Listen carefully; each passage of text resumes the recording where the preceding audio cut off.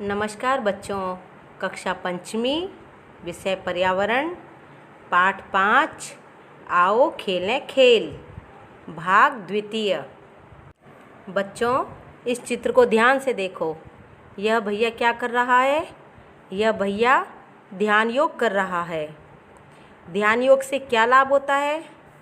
हमारी एकाग्रता शक्ति बढ़ती है। क्या आप अपनी एकाग्रता शक्ति बढ़ाने के लिए घर पर नियमित योग करते हो? जी हाँ, कुछ भैया घर पर नियमित योग करते हैं। तो ये बताइए, योग करने के लिए बैठने की जो स्थिति होती है, बैठने के लिए जो आसन की स्थिति होती है, उसे हम क्या कहते हैं? योगासन। क्या कहते हैं? योगासन।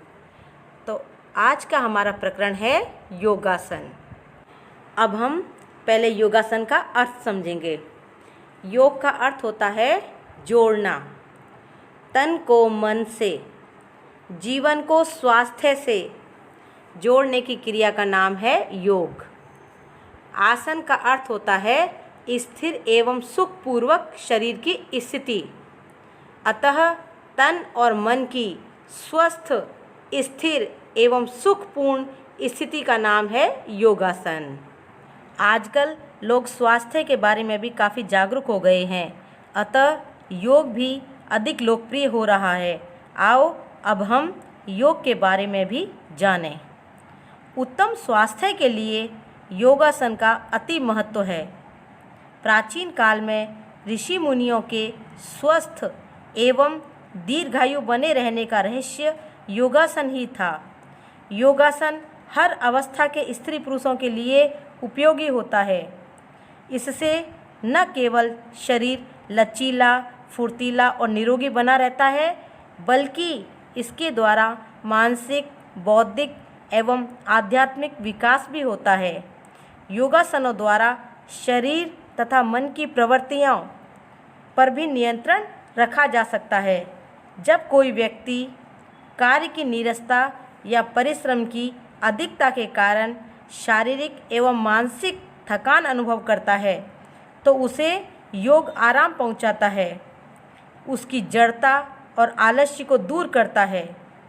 योगासनों द्वारा व्यक्ति के आंतरिक अंगों जैसे हृदय, फेफड़ों, मस्तिष्क, पेट, गुर्दे, रक्तवाहिनियों तथा अंतःस्रावी ग्रंथियों को काफ़ी लाभ पहुंचता है। शरीर के सभी अंगों तथा तंत्रों में तालमेल बिठाने के लिए योग तथा आसन की विधियाँ अत्यंत उपयोगी सिद्ध हुई हैं। किंतु विद्यार्थियों के लिए ध्यानात्मक शारीरिक व्यायाम वाले आसन आवश्यक हैं, जिनमें ताड़ासन, पद्मासन, पवन मुक्तासन, सूर्य नमस्कार, वज्रासन, चक्रासन, सर्वांगासन, हलासन विशेष लाभदायक हैं। कुछ योगासनों के बारे में मेरे द्वारा दिए गए निर्देशों के अनुसार योग के शारीरिक आसनों का अभ्यास आप कर सकते हैं, जैसे ताड़ासन। इस चित्र में देखिए, ताड़ासन करने के लिए किस प्रकार की स्थिति बनाई गई है। इसके लिए दोनों हाथों को मिलाते हुए ऊपर की ओर ले जाना और शरीर में एक प्रकार का खिंचाव महसूस करना और पैरों को पंजों के बल पर खड़े होते हुए एड़ी को उठाना। इस तरह से इसकी स्थिति बनती है। अब हम पहले इसको करने से पहले ताड़ासन को विभिन्न नामों से इसके बारे में जानेंगे। इसको पर्वत आसन भी कहा जाता है। इसे पर्वत योग मुद्रा इसलिए भी कहा जाता है क्योंकि पर्वत की तरह यह स्थिर एवं शांत प्रतीत होता है। पाम ट्री योग, इसे पाम ट्री के नाम से भी इसलिए जाना जाता है क्योंकि खजूर के पेड़ की तरह लंबा जान पड़ता है। तीसरा, स्वर्गीय योग, इसे स्वर्गीय मुद्रा के नाम से भी जाना जाता है क्योंकि इसमें साधक अपने आप को स्वर्ग की ओर खींचता हुआ प्रतीत होता है। अब इसे करने की विधि। इसके लिए सबसे पहले आप खड़े हो जाइए और अपने कमर एवं गर्दन को सीधा रखें। जब आप अपने हाथ को सिर के ऊपर करें और सांस लेते हुए धीरे धीरे पूरे शरीर को खींचें। खिंचाव को पैर की अंगुली से लेकर हाथ की अंगुलियों तक महसूस करें। इस अवस्था को कुछ समय के लिए बनाए रखें और सांस लें, सांस छोड़ें। फिर सांस छोड़ते हुए धीरे धीरे अपने हाथ एवं शरीर को पहली अवस्था में लेकर आएं। इस तरह से एक चक्र पूरा हुआ। कम से कम इसे 3 से 4 बार कर सकते हैं। इस आसन से हमें क्या लाभ है, अब हम इसके लाभ जानेंगे। इस आसन को नियमित करते रहने से पैरों में मजबूती आती है, साथ ही पंजे मजबूत होते हैं तथा पिंडलियां भी सख्त होती हैं। इसके अलावा पेट व छाती पर खिंचाव पड़ने से उनके सभी प्रकार के रोग नष्ट होते हैं। पेट संबंधी रोग दूर होता है। लंबाई बढ़ाने में ताड़ासन करने से पैरों, उंगलियों और शरीर के अन्य हिस्सों में खिंचाव होता है, जिससे व्यक्ति की लंबाई बढ़ती है। कम उम्र के बच्चों की लंबाई बढ़ाने के लिए उन्हें यह आसन करने की सलाह दी जाती है। अब ये दूसरा चित्र देख रहे हो, ये है पद्मासन। पद्मासन का अर्थ है कमल जैसा आसन। इस आसन को करते समय व्यक्ति की बैठक की स्थिति कमल के समान हो जाती है, अतः इस आसन को पद्मासन कहते हैं। पद्मासन की विधि: जमीन पर बैठकर बाएं पैर की एड़ी को दाईं जंघा पर इस प्रकार रखते हैं कि एड़ी नाभि के पास आ जाए। इसके बाद दाएं पांव को उठाकर बाईं जंघा पर इस प्रकार रखें कि दोनों एड़ियां नाभि के पास आपस में मिल जाएं।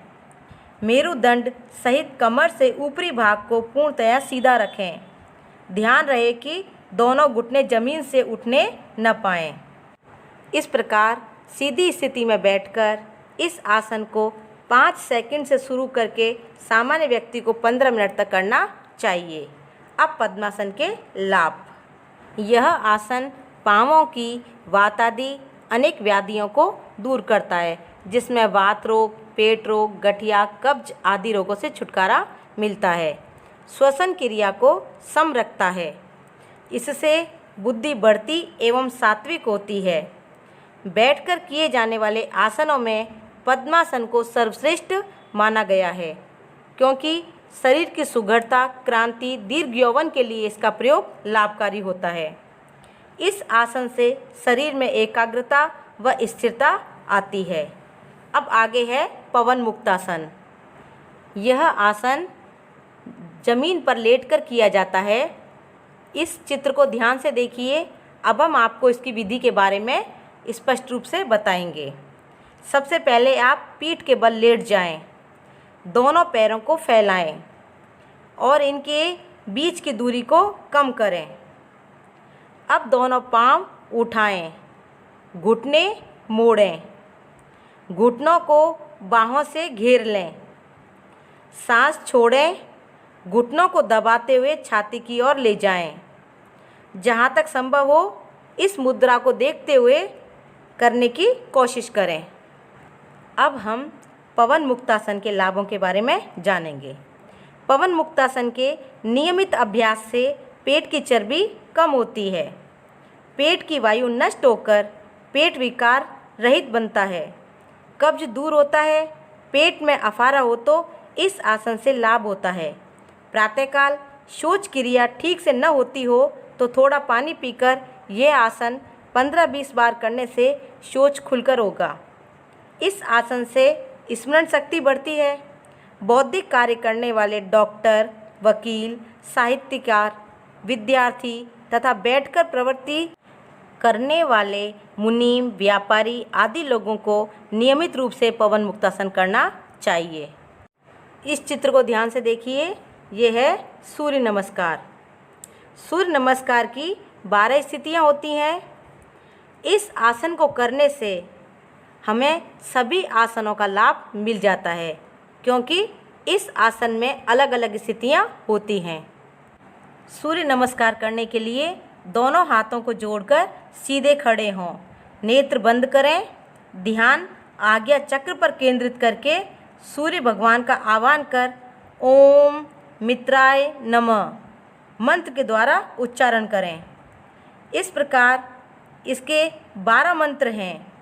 प्रत्येक मंत्र के साथ मंत्र का उच्चारण करते हुए पूरी 12 स्थितियों को पूर्ण करना है और उसके बाद पुनः अगले मंत्र का उच्चारण करना है और फिर पूरी 12 स्थितियों को पूर्ण करना है। इस तरह से इस आसन को 12 बार किया जाता है।